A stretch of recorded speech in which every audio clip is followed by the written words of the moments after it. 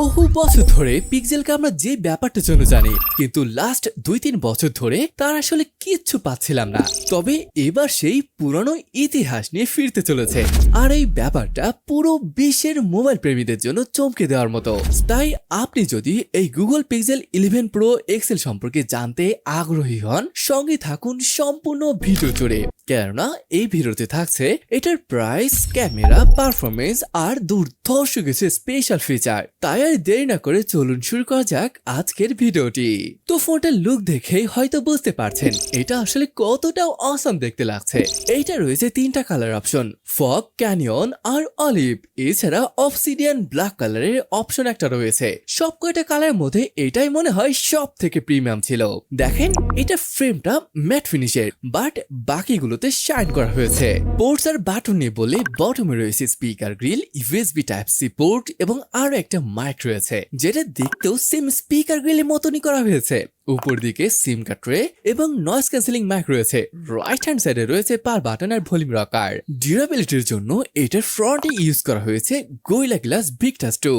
Same protection এটার back সাইডেও use করা হয়েছে। সাথে রয়েছে মেটাল ফ্রেম। সব মিলিয়ে এটা দেখতে আসলে সুন্দর লাগছে। তবে আপনার কাছে কেমন লাগলো তা কিন্তু কমেন্ট করে অবশ্যই জানাবেন। একটা ব্যাপার হয়তো খেয়াল করেছেন, এটার পার বাটনটি উপরের দিকে রয়েছে, যেটা স্বাভাবিকভাবে ভলিউম বাটনের নিচে থাকে। এটা সাধারণ মানুষের মধ্যে বেশ কনফিউশনে ফেলবে। এটা আমার কাছে ব্যাড ইউজার এক্সপিরিয়েন্স বলেই মনে হয়েছে। তবে শুনেন, এটার ডিসপ্লেটা কিন্তু দুর্দান্ত।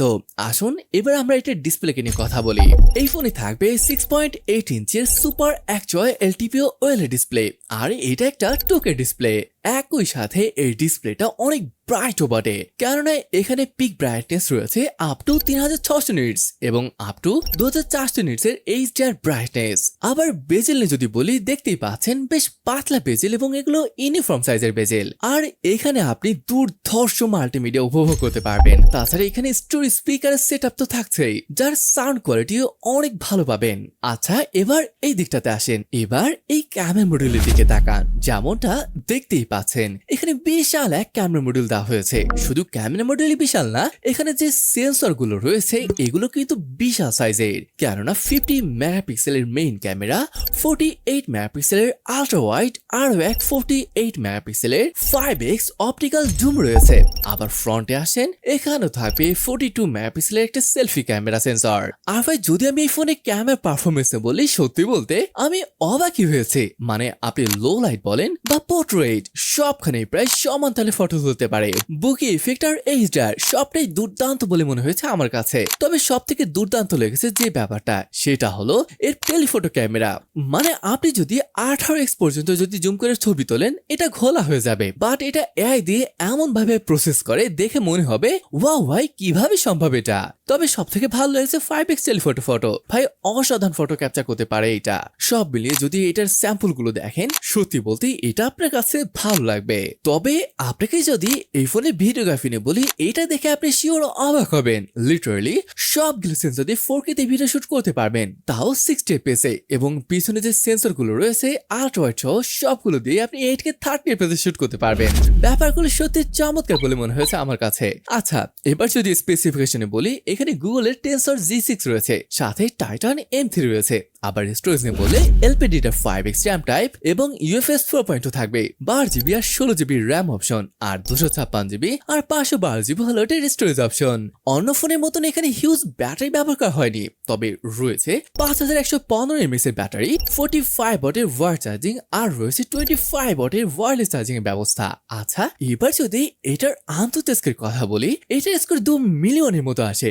আপনি সব গেমে 60 fps খেলতে পারবেন। ওয়াইস আর ইউআই নিয়ে যদি বলি, এটা একদম ক্লিন ইউআই বলতে পারেন। আর মজার ব্যাপার হচ্ছে এই ফোনে অ্যান্ড্রয়েড 17 ইউজ করা হয়েছে। আরো চমকে দেওয়ার মতো ব্যাপার হলো এখানে 7 বছরের মেজর অ্যান্ড্রয়েড আপডেট রয়েছে, যার মানে বুঝতে পারছেন এটা একটা ফিচার প্রুফ ফোন। এখানে জেমিনি ইন্টেলিজেন্ট রয়েছে।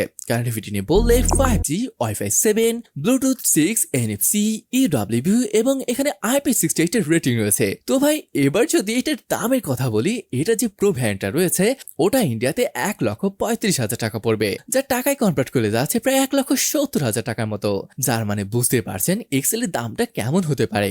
এবার সত্যি বলতে এটার ডিজাইন, এটার ডিসপ্লে, ক্যামেরা, ডিসেন্ট পারফরমেন্স সব মিলে দারুণ একটা প্যাকেজ দিয়েছে। তো ব্রো, আপনার কেমন লাগলো তা কিন্তু কমেন্ট করে জানাতে পারেন। তাহলে আজকে ভিডিওটি এইখানে শেষ করছি, দেখা হবে পরের ভিডিওতে। ততক্ষণ পর্যন্ত ভালো থাকুন, সুস্থ থাকুন, আল্লাহ হাফেজ।